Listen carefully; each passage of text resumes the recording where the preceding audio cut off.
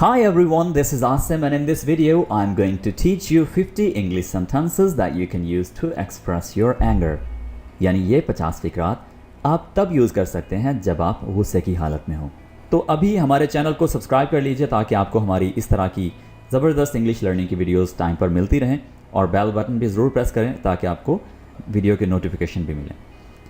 तो चलिए दोस्तों, हमारे आज के लेसन का आगाज़ करते हैं।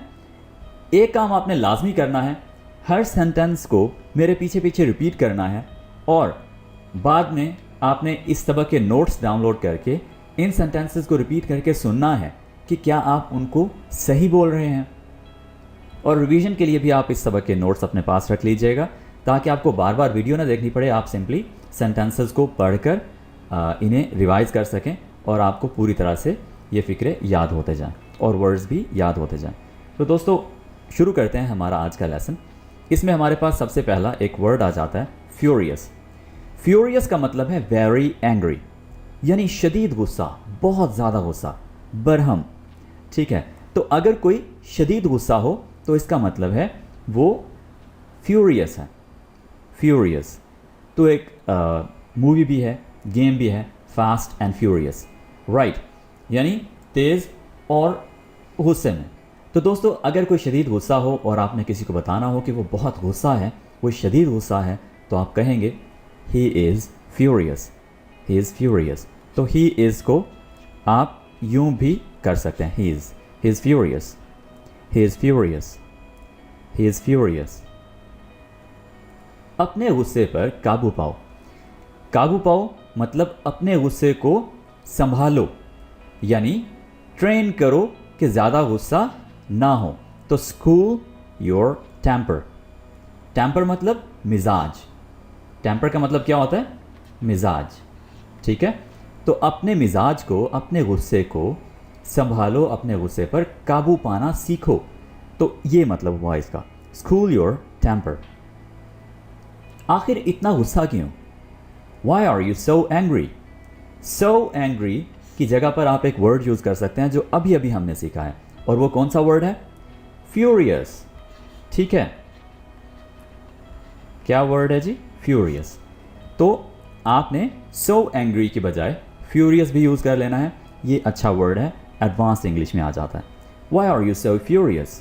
Sorry, why are you so angry होगा, लेकिन अगर आपने फ्यूरियस यूज़ करना है तो फिर so यूज़ नहीं करें या very यूज़ नहीं करें। ठीक है, क्योंकि फ्यूरियस में very एडेड है। ठीक है, okay, why are you angry और why are you so angry और why are you furious? आखिर इतना गुस्सा क्यों है? मैं गुस्से में होश खो देता हूँ। I lose my mind in anger. I lose my mind in anger. मैं गुस्से में होश खो देता हूँ। बहुत हुआ, देखो अब मैं करता क्या हूँ।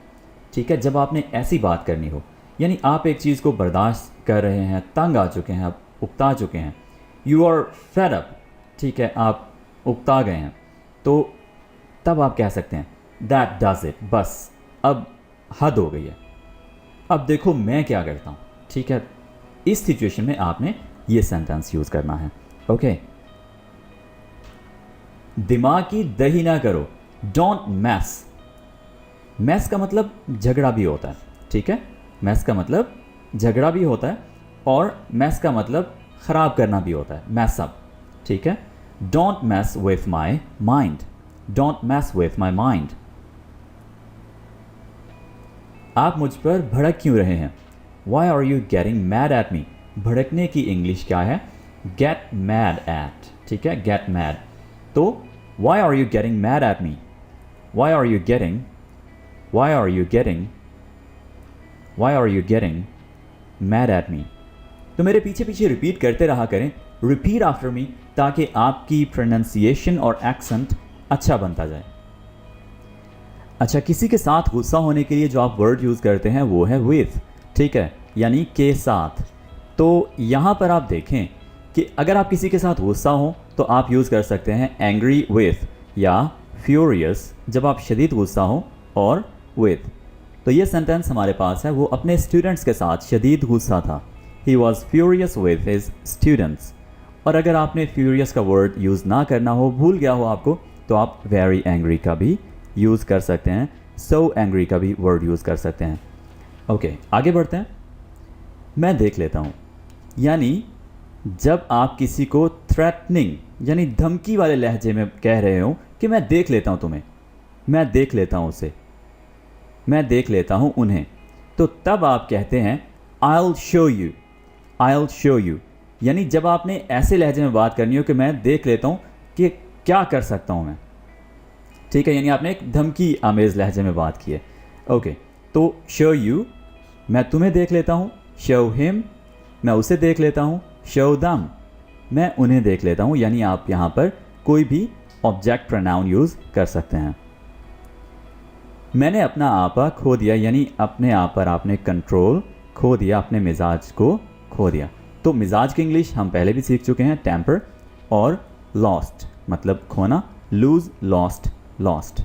Okay, so I lost my temper, मैंने अपना आपा खो दिया, यानी अपने आप पर कंट्रोल खो दिया। ऐसा कुछ नहीं, नथिंग ऑफ द काइंड, यहाँ पर आप काइंड भी कह सकते हैं या सॉर्ट भी कह सकते हैं। नथिंग ऑफ द काइंड यानी ऐसा कुछ नहीं है। तो शदीद गुस्से वाली हालत में आप इस तरह के वर्ड यूज़ कर सकते हैं, ओवर माई डेड बॉडी, यानी मेरी लाश पर से, ठीक है, ये एक बहुत ही सख्त सेंटेंस है। उसने पैसे दे मारे, जैसे कोई भी चीज़ हो, मोबाइल हो, पैसे हो, कोई भी चीज़ हो, तो हम अगर किसी जगह फेंकते हैं किसी के आगे, तो हम क्या कर रहे होते हैं, हम शव कर रहे होते हैं, ठीक है, शव। तो सेकंड फॉर्म यहाँ पर आ गई shoved, he shoved the money, he shoved the money. और यहाँ पर आप आगे ऑन द टेबल भी कह सकते हैं, ठीक है, ऑन द डेस्क भी कह सकते हैं, कोई भी बात आपने जो मज़ीद करनी हो तो यहाँ पर आप मज़ीद ऐड कर सकते हैं। ज़ुबान संभाल के, ज़ुबान संभाल के, वॉच योर माउथ, या आप इसको कह सकते हैं hold your tongue, hold your tongue, या वॉच योर माउथ। कौन कहता है, हु सेज, जब आपने कोई बात सुनी और आपको वो बात सुनकर गुस्सा आ गया हो तो आप आगे से रिएक्ट इस तरह से कर सकते हैं, हु सेज, ठीक है। मैं तुम्हें छोड़ूंगा नहीं, I won't spare you, I won't spare you, spare मतलब छोड़ देना, बख्श देना, तो वॉन्ट का मतलब है विल नॉट, ठीक है, फ्यूचर का। तो गा की जगह पर यहाँ पर आ गया, नहीं छोड़ूंगा की जगह पर आ गया won't, I won't spare you, मैं तुम्हें छोड़ूंगा नहीं। क्या मुसीबत है, इसके लिए आप इंग्लिश में दो सेंटेंस यूज़ कर सकते हैं, एक है व्हाट द हैक और दूसरा है व्हाट द हेल, ठीक है, व्हाट द हेल और व्हाट द हैक। मतलब क्या है तुम्हारा, what do you mean, what do you mean, what do you mean, तुम मेरे साथ ऐसा कैसे कर सकते हो, how could you do this to me, how could you do this to me. तो दोस्तों जब सेंटेंस बोला करें तो साथ में अपने एक्सप्रेशन भी ऐड कर दिया करें, ठीक है, किसी भी लैंग्वेज में, जैसे हम उर्दू में करते हैं, तुम मेरे साथ ऐसा कैसे कर सकते हो, ठीक है, तो इसी को हम इंग्लिश में कुछ इस तरह से बोलेंगे, how could you do this to me, ठीक है।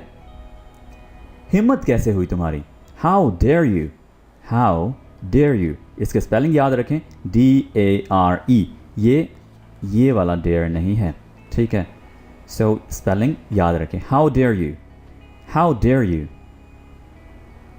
बस बहुत हुआ, इनफ इज इनफ। समझते क्या हो तुम खुद को, who do you think you are, who do you think you are. जो भी हो, यानी कुछ भी हो, जो भी हो, इसके लिए आप इंग्लिश में यूज़ करते हैं whatever, whatever। यानी आप जब एक बात को पूरी तरह से इग्नोर कर देते हैं, आपने एक काम करने का सोच लिया है, ठान लिया है, तो आप फिर कहते हैं whatever, जो भी हो मैं ये करके रहूँगा, ठीक है, तो तब आप इस वर्ड का यूज़ कर सकते हैं। तुमसे मतलब none of your business, none of your business।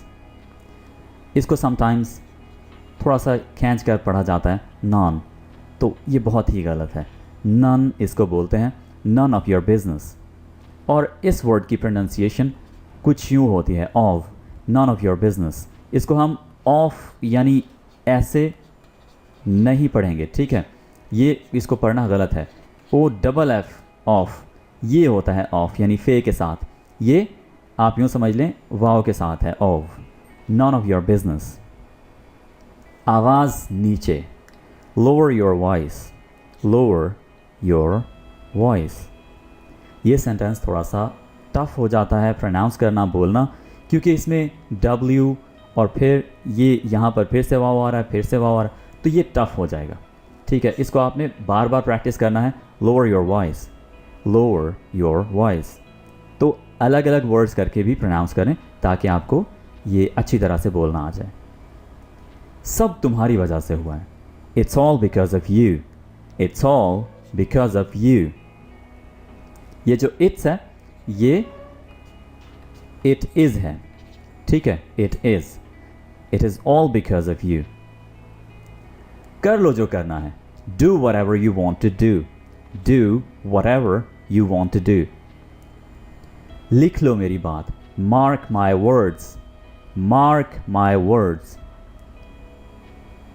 इतने लापरवाह कैसे हो सकते हो तुम? How could you be so careless, how could you be so careless. मेरा कोई लेना देना नहीं है इसे। I have nothing to do with this, I have nothing to do with this. तुम जानते नहीं मैं कौन हूं। You have no idea who I am, you have no idea who I am. तुम गलत बंदे से पंगा ले रहे हो। You are messing with the wrong person, you are messing with the wrong person. अपनी औकात में रहो, be in your limit, be in your limit. अपनी ज़ुबान को लगाम दो, keep check on your tongue, या इसको हम आसान लफ्ज़ों में कह सकते हैं hold your tongue, hold your tongue या keep check on your tongue. तुम यहाँ आए क्यों? What brings you here? What brings you here? तो दोस्तों ये सेंटेंस एक तो गुस्से में यूज़ हो सकता है जब आप थोड़ा सख्त लहजे में बात कर रहे हो, या फिर आप किसी से पूछने के लिए कि कैसे आए हैं, क्या करने आए हैं, किस काम से आए हैं, तो तब आप थोड़ा पोलाइटली भी इस सेंटेंस को यूज़ कर सकते हैं। लेकिन आमतौर पर यूज़ होता नहीं है। जब आप फ्रैंक हो किसी के साथ तो आप तब ये कह सकते हैं What brings you here, ठीक है। और जब आप गुस्से में हो तो थोड़ा सख्त लहजे में What brings you here, ठीक है जी। तो आगे बढ़ते हैं। आखिर तुम हो क्या? What you are। और इसको थोड़ा सा ज़्यादा अगर सख्त बनाना हो तो आप कह सकते हैं Who the hell you are, ठीक है, Who the hell you are। मेरे ख़ानदान को बीच में मत लाओ। Don't you dare involve my family, Don't you dare involve my family। चाहे कुछ भी हो तुम्हें पैसे नहीं दूंगा। Come what may। तो इतनी बात जो है come what may, इसका मतलब है चाहे कुछ भी हो, और आगे I won't give you the money, I won't give you the money। तो ये सेंटेंस हमारा इस तरह से पूरा हो जाता है। दांत तोड़ दूंगा तुम्हारे। I'll break your teeth, I'll break your teeth। तुम्हें तो सबक सिखाऊंगा मैं। I'll teach you a lesson, I'll teach you a lesson। चले जाओ नहीं तो मैं तुम्हारी गर्दन तोड़ दूंगा। ये बड़ा ही सख्त सेंटेंस आ गया। Go away or I'll break your neck, go away, चले जाओ, ठीक है, Go away or I'll break your neck। उंगली मत दिखाओ। Don't point your finger। और उसके बाद अगर आपने कहना हो मुझे उंगली मत दिखाओ, आपने ये मेंशन करना हो तो आप कह देंगे at me। Don't point your finger at me, don't point। ये जो don't है ये है do not, do not, do not point your finger at me, ठीक है। मैं आपसे डरता नहीं हूँ। I am not afraid of you, I am not afraid of you। आप तो मुझे छू तक नहीं सकते। You cannot even touch me, you cannot even touch me। थप्पड़ लगाऊंगा तुम्हें। I'll slap you, I'll slap you। दोस्तों हिम्मत वाला काम एक बोल्ड बंदा ही कर सकता है, ठीक है। तो यहाँ पर देखें हमारे पास एक वर्ड यूज़ हुआ है बोल्ड। तो यहाँ पर उर्दू में सेंटेंस है, हिम्मत है तो ऐसा करके दिखाओ, यानी हिम्मत वाले हो तो ऐसा करके दिखाओ। एग्जैक्ट सेंटेंस की ट्रांसलेशन ये बनेगी। तो do it if you are bold enough, do it if you are bold enough, ठीक है। खामोशी से बैठो नहीं तो यहाँ से दफ़ा हो जाओ। Sit silent otherwise be off from here. Sit silent otherwise be off. Be off का मतलब होता है निकल जाओ, ठीक है। Sit silent otherwise be off from here. ठीक हो गया जी, आगे बढ़ते हैं। आपने मेरे भाई को गाली देने की हिम्मत कैसे की? How dare you abuse my brother. How dare you abuse my brother. मैं तुम्हें गोली मार दूंगा। I'll shoot you, I'll shoot you। दूर हो जाओ मेरी नज़र से। Get out of my sight, get out of my sight। तमीज़ से बात करो। Talk with manners, talk with manners। सुधर जाओ। Mend yourself, mend yourself। याद रखना मैं तुम्हें देख लूँगा। I'll see you, mind it। तो ये माइंड इट जो है इसका मतलब है याद रखना, जहन में रखना, ठीक है। तो I'll see you, mind it। आप इसको शुरू में भी यूज़ कर सकते हैं, जैसे mind it और उसके आगे ये हिस्सा, ठीक है। I'll see you। तो एक तो ये गुस्से के साथ हो गया, और आम हालात में भी इस सेंटेंस का यूज़ किया जा सकता है। I'll see you later, ठीक है। मैं तुम्हें बाद में मिलता हूँ, बाद में देखता हूँ, ओके। सो अपने टोन के लिहाज से काफ़ी सारी चीज़ें आप बदल सकते हैं, ठीक है। जैसे इसको अगर आप I'll see you को अगर आप सख्त लहजे में यूज़ करेंगे तो ये एक थ्रेटनिंग यानी गुस्से वाला हो जाएगा, गुस्से वाली बात हो जाएगी। और अगर आप इसको बिल्कुल पोलाइटली नॉर्मल अंदाज से बात करते हैं I'll see you, तो फिर आप सिंपली कह रहे हैं जी कि फिर मिलते हैं, बाद में मिलते हैं जी। तो दोस्तों ये थे गुस्से में बोले जाने वाले 50 इंग्लिश फ़िक्रात जो आप अपनी इंग्लिश को बेहतर बनाने के लिए यूज़ कर सकते हैं। इसमें हमने काफ़ी सारे इंग्लिश वोकैबुलरी वर्ड्स भी सीखे हैं, और इस सबक के नोट्स आप डाउनलोड कर सकते हैं वीडियो के बिल्कुल नीचे डिस्क्रिप्शन और कमेंट्स में दिए गए लिंक से, ताकि आप बाद में रिवीजन कर सकें। This is it for today, we will be talking in the next video. Take care, bye for now.